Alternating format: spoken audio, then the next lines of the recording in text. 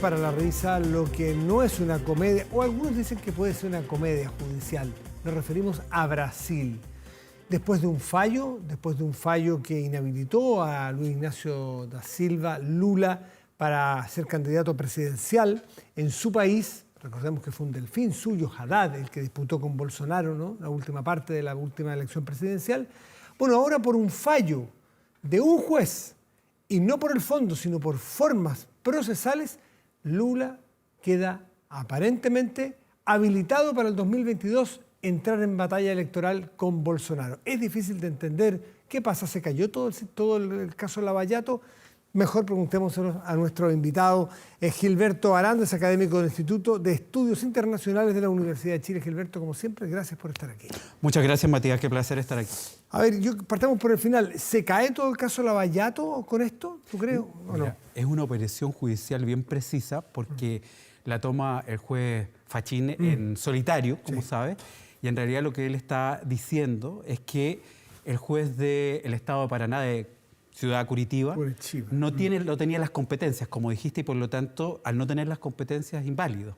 Y por lo tanto, esto queda pendiente de resolución de una sala de 5 jueces del Tribunal Supremo Federal, la Corte Suprema, el equivalente a la Corte Suprema en Brasil, que van a tener que quizás pronunciarse por algo más respecto al tema de la imparcialidad, de si hubo imparcialidad por parte del juez. Y recordemos que eres el juez. El juez es Sergio, ese juez que llevó las causas en Curitiba era Sergio Moro, era un juez todopoderoso. La gente hacía marchas en las calles en apoyo porque era el salvador ante la corrupción de Lavallato, y de repente, sin decir aguabá, termina de ministro de Justicia de Bolsonaro. Tan rápido como llegó, tan rápido como se fue, y con escándalo. Eso marcó sin duda este caso, ¿no? Sí, duró alrededor de 15 o 16 meses.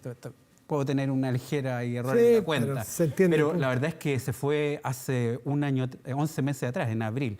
Y tal como indicas, las dudas son porque él, después de esta espectacular maniobra donde lo termina encarcelando, esa es la verdad, al expresidente del Brasil, acepta un cargo político.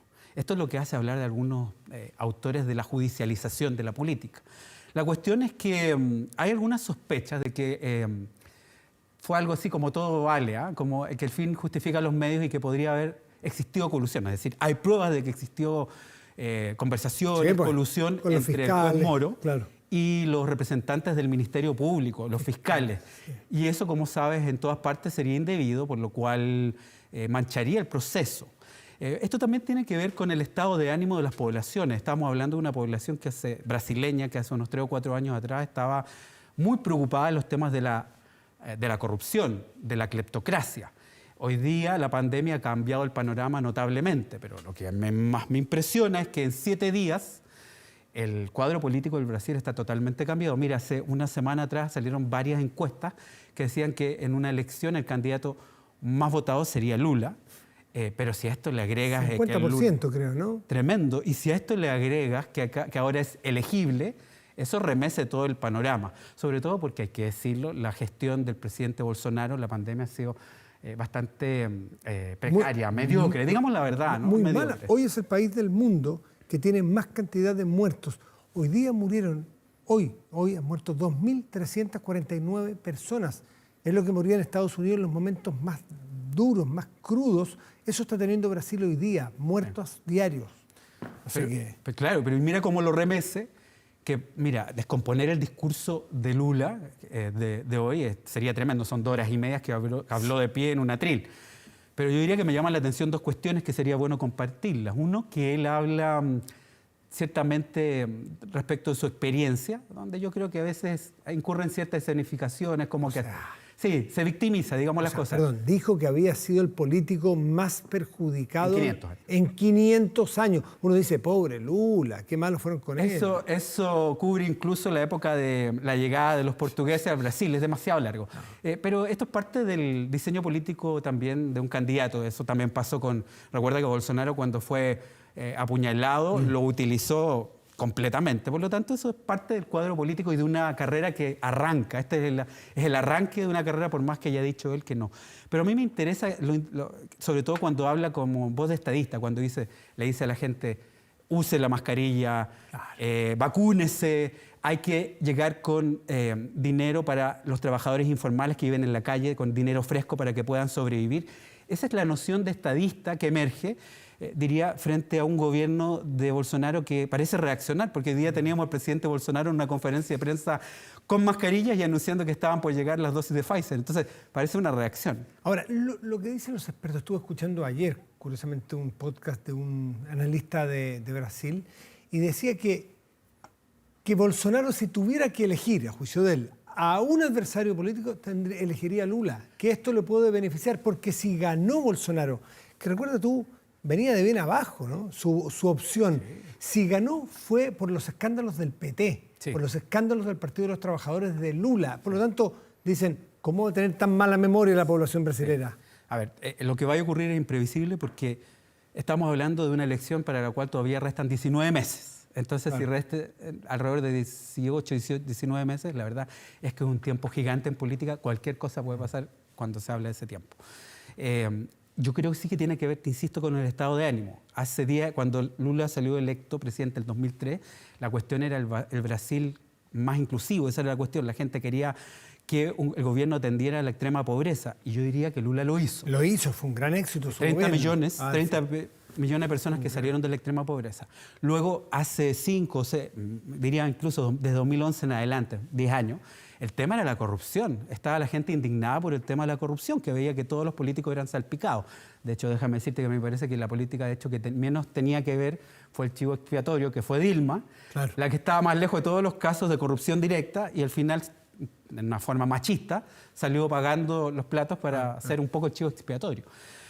Pero, por lo tanto, diría que es cierto lo que dices, aquí puede pasar cualquier cosa, aquí vamos a ver quién sale perjudicado. Puede ser Moro, que tiene, a mí me parece, ciertas ambiciones políticas, aceptó ser ministro.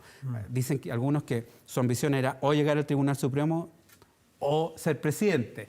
Fue ministro un tiempo, se fue, y esto lo podría también de alguna manera salpicar. Y también, hay que decirlo, esto puede resucitar lo que tú acabas de decir, la fractura.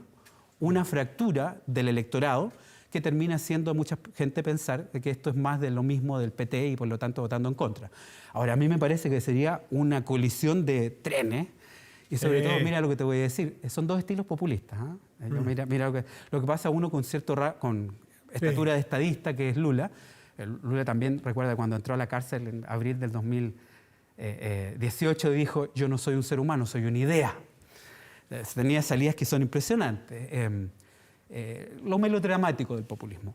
Pero al mismo tiempo hay que reconocer que sacó a gente de la pobreza, que de alguna manera trabajó por una conciliación o de consenso de la clase política. ¿Y aparece en el escenario algún candidato de partidos de centro como el de Fernando Henrique Cardoso, estos socialdemócratas que no tuvieron mucho éxito en Brasil durante una época, pero frente a esta fractura puede emerger desde el centro alguna opción? Entiendo que hay un candidato que es un millonario, que había sido exiliado por las dictaduras, me parece que Franco de apellido, si no me equivoco. O sea, no, yo te diría que más bien el que me parece que sale perdiendo en esto es João Doria, el gobernador de São Paulo, que es del partido de la socialdemocracia brasileña, y que él estaba pensando que en un escenario de una eventual campaña de reelección por parte de Bolsonaro, él podía lograr concitar el apoyo de centro político, del cual él representa, y de parte de la izquierda.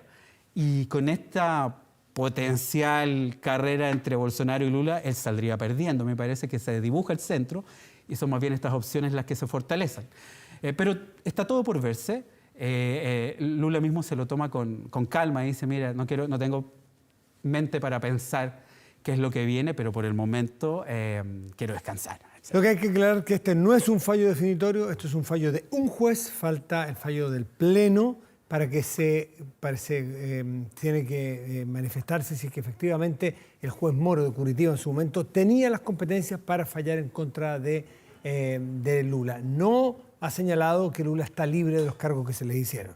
Eso hay que aclararlo porque puede alguien... Bueno, yo quiero decir algo de Fachín también. Él entró al Tribunal Supremo en época de Dilma y tiene relaciones también con el movimentismo social brasileño. Sin embargo, durante una época se jugó por el tema de las operaciones Lavallato, que son las equivalentes al Manos Limpias en Italia. Se la jugó y de alguna manera yo diría que trató de tocar lo menos posible a Moro, porque el tema que coloca en la palestra es que no hay competencia. Claro. Ahora, yo quisiera agregar que él es un juez del tribunal, uno de los 11 del Tribunal Supremo. Y lo que ocurre es que el Tribunal Supremo puede decir algo más que eso. Puede decir no solamente que fue un asunto de no competencia, sino que podría decir de que no hubo imparcialidad. Y ahí va a ser problemático. Bueno, Gilberto Aranda, académico del Instituto de Estudios Internacionales de la Universidad de Chile, como siempre muy atentos a estar aquí con nosotros para intentar leer y entender lo que ocurre un poquito más allá de nuestras fronteras, que se agradece muchas veces. Gilberto, como siempre, gracias. Muy amable y muy buenas noches. Muy bien, buenas noches. Hacemos una pausa y volvemos.